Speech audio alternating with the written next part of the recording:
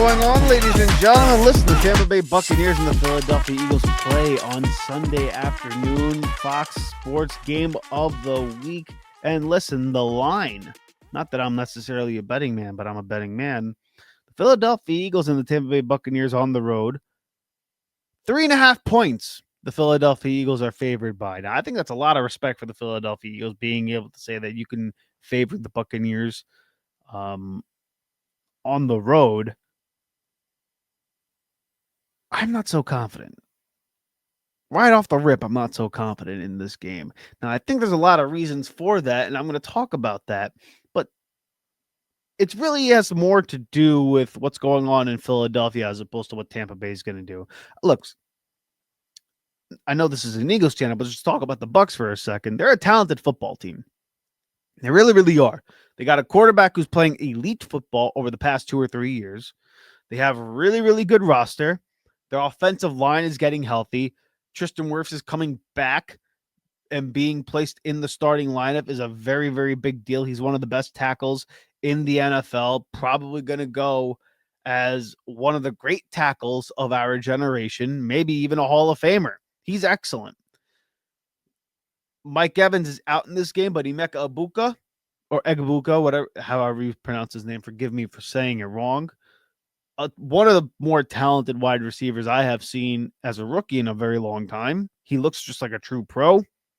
They get Chris Godwin back, albeit you don't know what he's going to bring to the table. And on the Philadelphia side of things, the injury bug has struck them.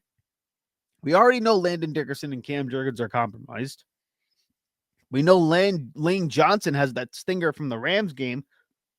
We don't know what his status is going into this game. Maybe he gives it a go. I hope he does, but you never know.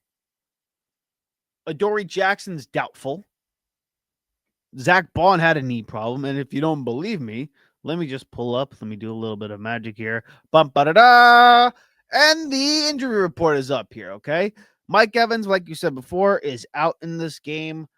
On the Philadelphia side of things, obviously Tristan Wirfs is playing. Chris Godwin's going to probably play. He's questionable, but they're both going to give it a go. On the Eagles side of things, though, you got Zach Bond, who had a knee problem, but again, is probably going to play. Jahad Campbell's probably going to play as well. Tricep injury, he's just giving it a rest. That's what Philadelphia likes to do. Adoree Jackson in this game being doubtful is probably another little bit of a curveball here that I think is not getting enough credit, because that just means that a player, Keely Ringo, is going to have to play cornerback for us, because Jacorian Bennett is put on IR as well because he re-injured his pec muscle. So if Adoree Jackson can't go, you got to put Keely Ringo in. Let's see how he answers the challenge. Some people feel confident about it. Me, I'm not 100% sure, but having Mike Evans out does help in that regard.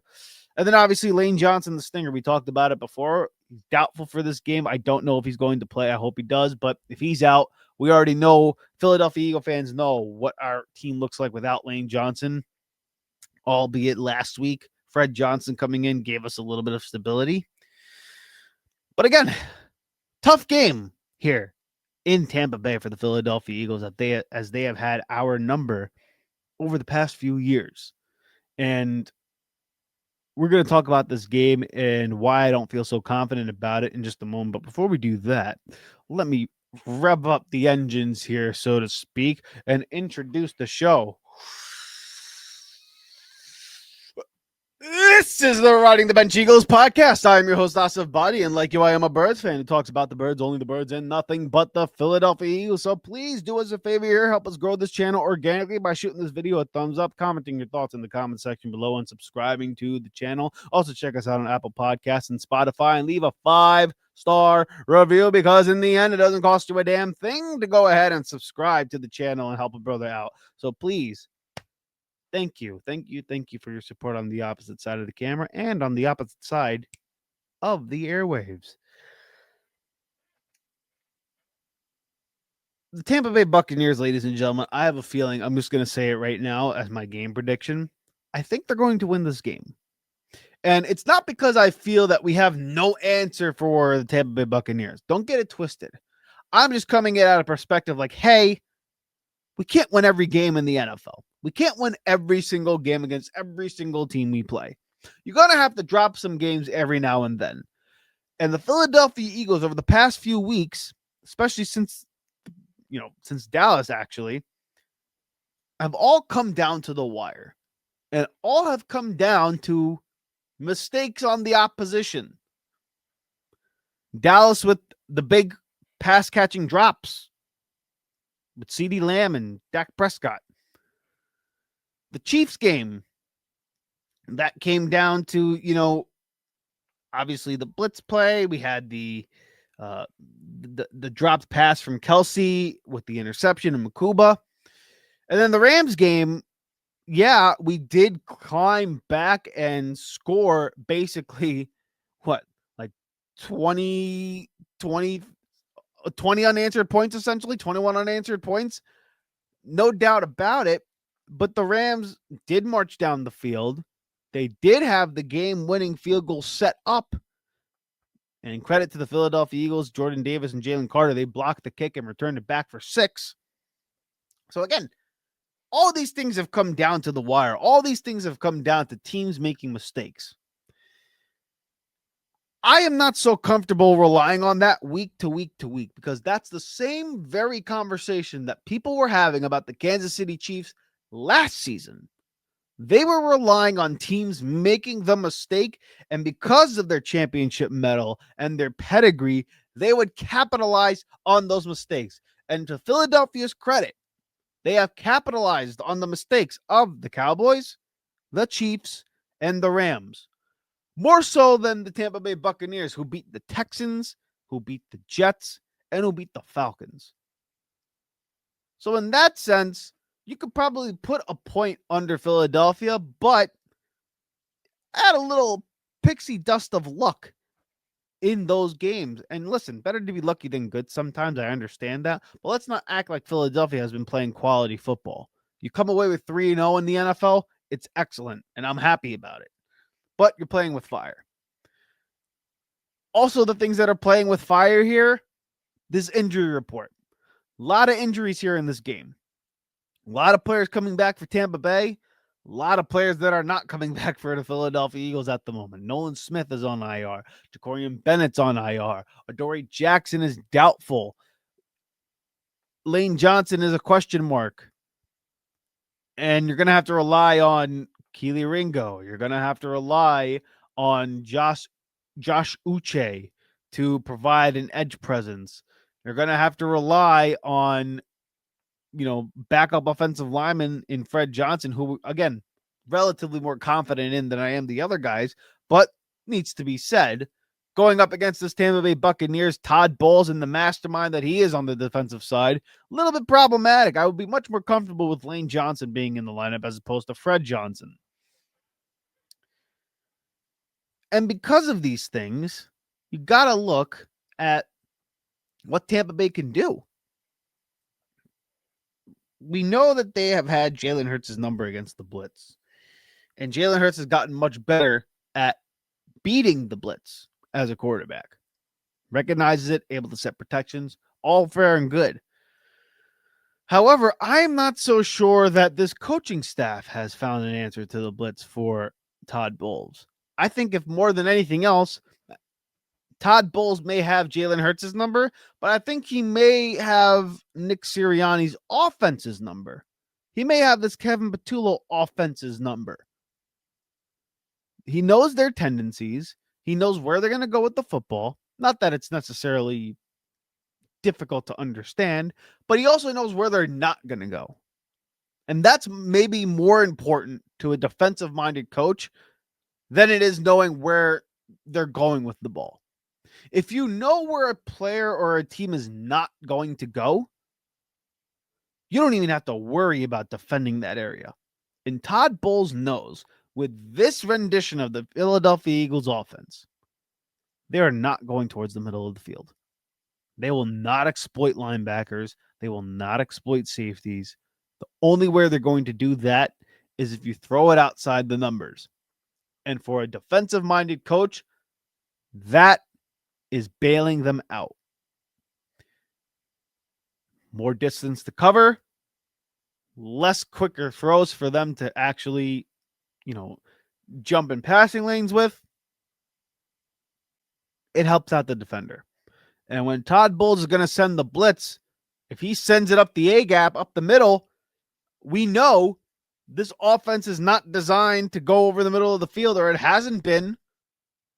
And it's not like Jalen Hurts necessarily throws it over the middle of the field. And I know what you're going to tell me, but Dallas Goedert had a touchdown up the seam against the Rams. I understand. But guess what? A dead clock's right twice a day. How often do you see Dallas Goedert going up the field, going up the middle for a touchdown on a seam route by Jalen Hurts? You don't see it very often. Anytime you see this Philadelphia Eagles offense getting passing plays that are explosive, it's either vertically down the field on the outside margins, quick outs, or screen passes.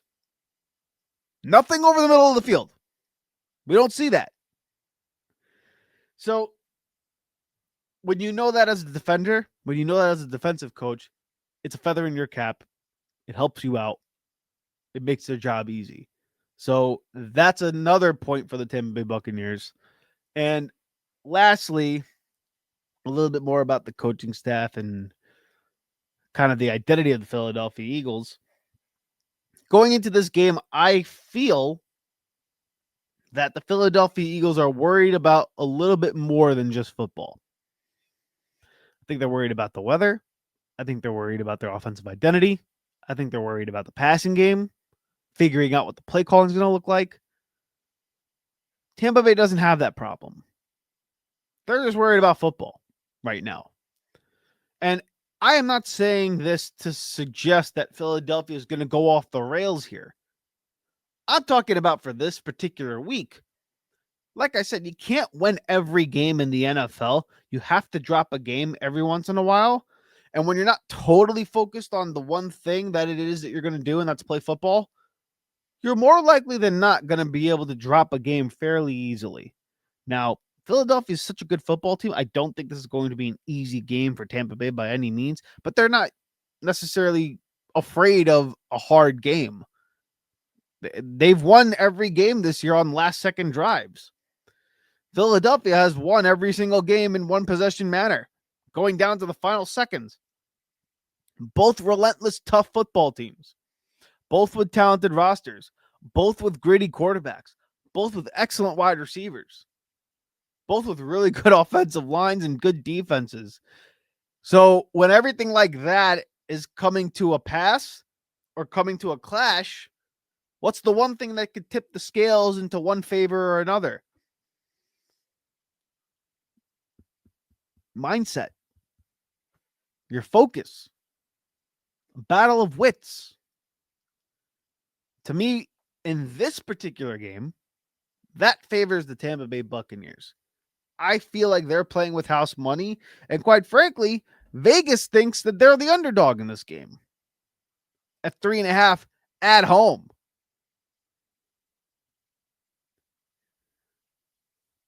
And when you're the Philadelphia Eagles going into a game like this and you're still worrying about what your offensive identity is going to be, whether it's running the ball, playing conservative, or you're going to try to chuck the ball like you did against the Rams in the second half, my gut feeling, they're not going to throw the ball in this game very often. Think about it. The past 20 games that this Philadelphia Eagles offense has played, they've committed to running the ball. And it's gotten them to 19-1, and it's gotten them a Super Bowl title. Of course, you're not going to change your identity. You're not going to change your philosophy after one half of football against the Rams. It took them being down 26-7 for them to realize, let's just chuck it down the middle of the field, throw it to A.J. Brown, of all people. I mean, good Lord. It took them that for them to get 11 the ball.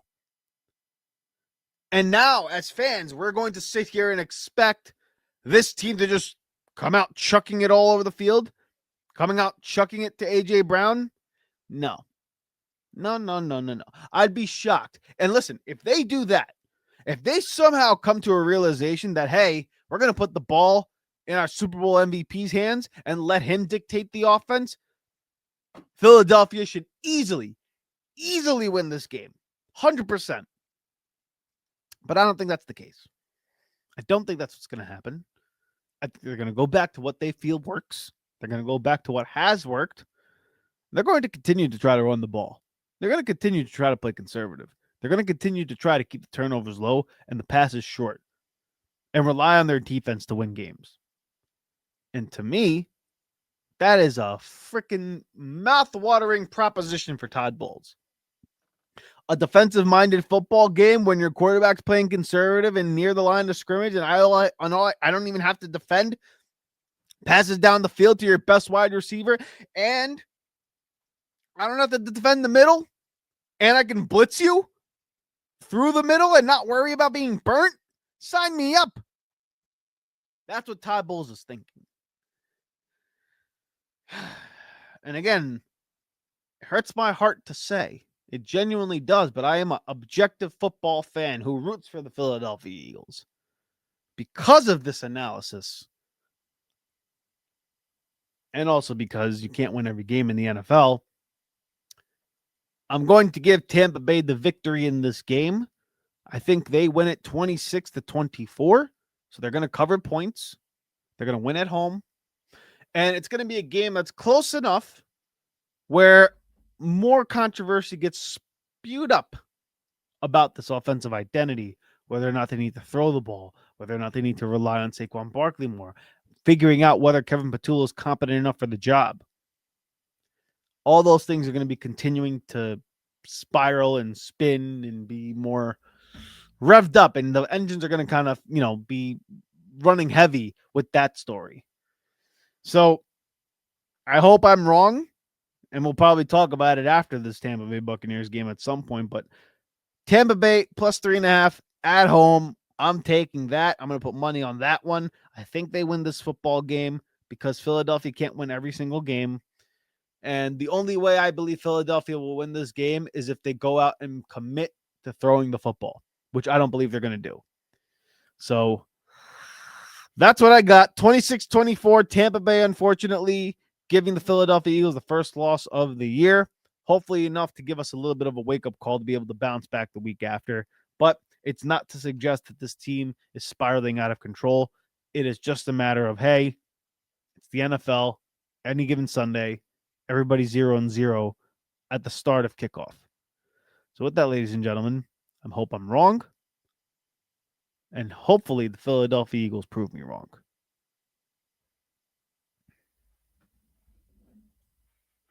Hey. Thank you so much for watching the Riding the Bench Eagles podcast.